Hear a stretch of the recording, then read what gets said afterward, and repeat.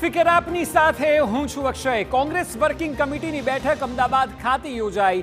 આમ તો આ બેઠક 4 કલાક ચાલી, પરંતુ તેમાં આગામી ગુજરાત વિધાનસભાની રણનીતિ નક્કી કરાઈ। કોંગ્રેસે હવે ભાજપને ગુજરાતમાં જ ઘેરવાની તૈયારીઓ કરી છે અને આ ટાસ્ક માટે હવે કોંગ્રેસની રણનીતિ શું રહેશે, કયા કયા એવા મુદ્દાઓ હશે કે જેને લઈને પ્રજા સમક્ષ પાર્ટી જશે, જોઈએ આ રિપોર્ટ।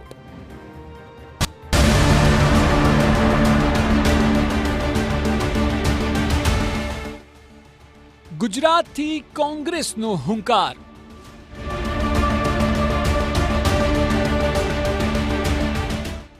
4 કલાક ચાલી CWCની બેઠક।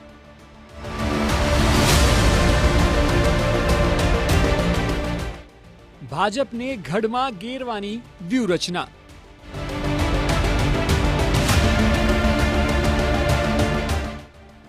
અમદાવાદમાં સરદાર સ્મારકમાં કોંગ્રેસ વર્કિંગ કમિટીની બેઠક મળી।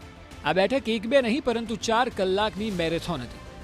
અલગ અલગ મુદ્દાઓ પર કોંગ્રેસે મંથન કર્યું, પરંતુ કેટલીક વાતો ખૂબ સૂચક હતી। કોંગ્રેસ પ્રયાસ કરી રહી છે કે રાજ્યની જનતા સાથે ફરી એકવાર કનેક્ટ થઈ શકે, અને એટલે કોંગ્રેસને બેઠી કરવા માટે ગુજરાતથી શરૂઆત થઈ ગઈ છે।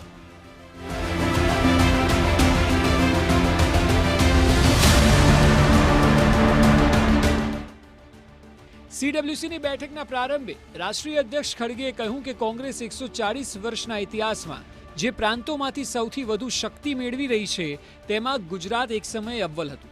આજે અમે ફરી અહીંથી પ્રેરણા અને શક્તિ લેવા આવ્યા છે, અને આ વાત કોંગ્રેસના દરેક નેતા એક સૂરે કહી રહ્યા છે। सरदार साहब और गांधी जी और नेहरू जी की एक ऐसी जोड़ी बनी जिन्होंने भारत को एक दिशा दी, स्वतंत्रता आंदोलन को एक दिशा दी। इसी भूमि से दोनों उत्पन्न हुए, गांधी जी भी और सरदार पटेल भी। जाहिर सी बात है कि इसी भूमि पर आकर हमें प्रेरणा लेनी। એટલા માટે 4 કલાક ચાલેલી બેઠક બાદ તમામ CWC સભ્યોને પટેલ અ લાઈફ બુક આપવામાં આવી હતી। બાદમાં સરદાર સ્મારક બહાર નેતાઓનું ફોટો સેશન થયું। બેઠકમાં જે મુદ્દાઓ પર ચર્ચા થઈ તેમાં જાતિ આધારિત વસ્તી ગણતરી, અનામતની સીમા વધારીને 50% કરવા પર ભાર, શિક્ષણ અને ખાનગી ક્ષેત્રે અનામત, અનુસૂચિત જાતિ જનજાતિની અનામતનો સમાવેશ થાય છે।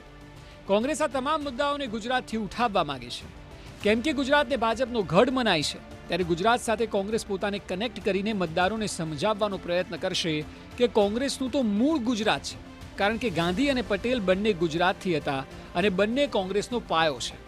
આ વાતને લોકો સુધી લઈ જવા આવનારા સમયમાં આખા ભારતની કોંગ્રેસ ગુજરાતમાં પ્રચાર કરશે।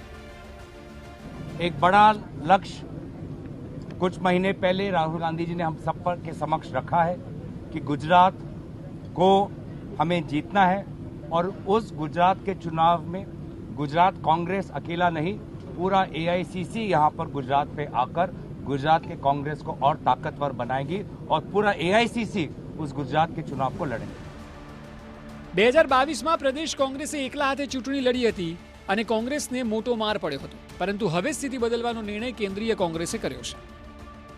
જે પ્રકારે રાહુલ ગાંધીએ ગુજરાતને લઈને ચેલેન્જ આપી છે, એ બાબતને ખાસ ધ્યાને લઈને કોંગ્રેસે આ વખતે નક્કી કર્યું છે કે આગામી જે ચૂંટણીઓ છે એ કોંગ્રેસ સમગ્ર દેશનું નેતૃત્વ એ ચૂંટણી લડતી જોવા મળશે।